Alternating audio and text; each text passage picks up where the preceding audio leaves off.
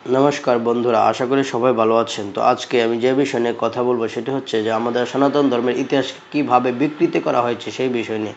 কেননা আমাদের সনাতন ধর্মে আমাদেরকে পড়ানো হয় বা আমাদেরকে শেখানো হয় ছোটোবেলা থেকে বিভিন্ন ধরনের আক্রান্তাদের কাহিনী। আমরা মোগলদের ইতিহাস জানি, আমরা ইংরেজদের ইতিহাস জানি, অথচ আমরা আমাদের সনাতন ধর্মীয় কোনো বীর মহাপুরুষদের কোনো ইতিহাস আমরা জানি না।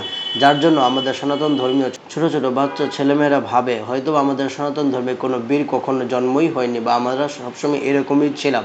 কিন্তু আসল তো সেটি যে আমরা আমাদের সনাতন ধর্মে হাজারো এরকম বীর মহাপুরুষ মহাযোদ্ধা জন্ম নিয়েছে যারা আমাদের সনাতন ধর্মকে রক্ষা করেছে, যাদের জন্য আজও আমরা সনাতন ধর্মে টিকে আছি এবং সগৌরবে বেঁচে আছি, নতুবা আমরা এভাবে বাঁচতে পারতাম না। তাই এই সমস্ত মহান পরাক্রমী মহাবলী যোদ্ধা সনাতনী বীরদের ইতিহাসকে ভুলিয়ে দেওয়ার পেছনে হাজারো বছরের ষড়যন্ত্র কাজ করেছে।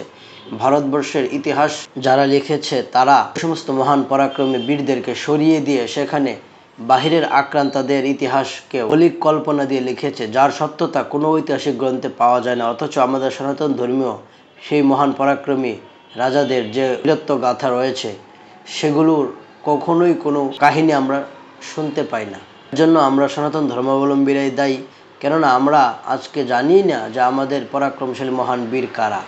আমাদের মা বাবারাও যেহেতু তারা পড়েও না, তারা এই বিষয়ে জানার কোনো চেষ্টাও করে না, তাই তারা সন্তানদেরকেও কোনো কিছু বলে না এবং সন্তানরা এইভাবে কাপুরুষ হয়েই গড়ে ওঠে।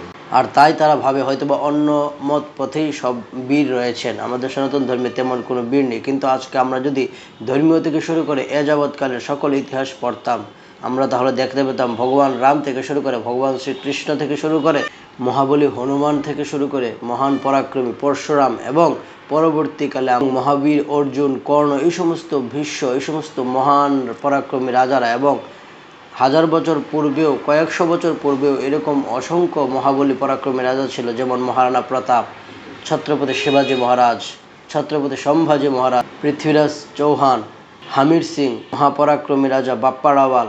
এই সমস্ত মহান পরাক্রমী যোদ্ধাদের নাম আমরা শুনি না। আমরা শুনি কার নাম? আমরা শুনি মোগলদের ইতিহাস, আমরা শুনি ইংরেজদের ইতিহাস এবং আমরা ভাবি তারাই সর্বোচ্চ শক্তিশালী, তারাই মহান বীর। আমরা আলেকজান্ডারকে চিনি, কিন্তু আমরা মহান পরাক্রমশালী চন্দ্রগুপ্ত মৌর্যকে চিনি না এবং তার প্রধানমন্ত্রী মহান পরাক্রমী জ্ঞানী ব্রাহ্মণ আচার্য চাণক্যকে আমরা চিনি না, যার স্ট্র্যাটেজির কারণে আলেকজান্ডার কখনো ভারতে প্রবেশই করতে পারেনি। আজকে এই সমস্ত মহান মহাবলী সনাতনী যোদ্ধাদেরকে আমরা ভুলে গিয়ে মুঘল এবং ব্রিটিশদেরকে আমরা মহান পরাক্রমী ভেবে নিয়েছি। আর এই জন্য আজকে আমাদের সনাতন ধর্মের এই করুণ অবস্থা।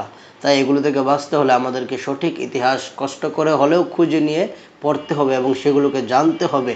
তাহলে আমরা আমাদের পরাক্রম ফিরে পাবো এবং আমাদের সন্তানদের মধ্যে আমরা বীরত্ব প্রবেশ করাতে পারবো। নতুবা আমাদের সনাতন ধর্মের মধ্যে বারবার কাপুরুষ জন্মাবে এবং আমাদের ভিতরে ক্ষয়িষ্ণুকারী, আমাদের ভিতর থেকেই আমাদের বিরোধী শক্তির জন্ম হবে। তাই আমি আশা করব আপনারা আমার কথাগুলোকে বিবেচনা করবেন এবং ইতিহাসগুলো জানার চেষ্টা করবেন।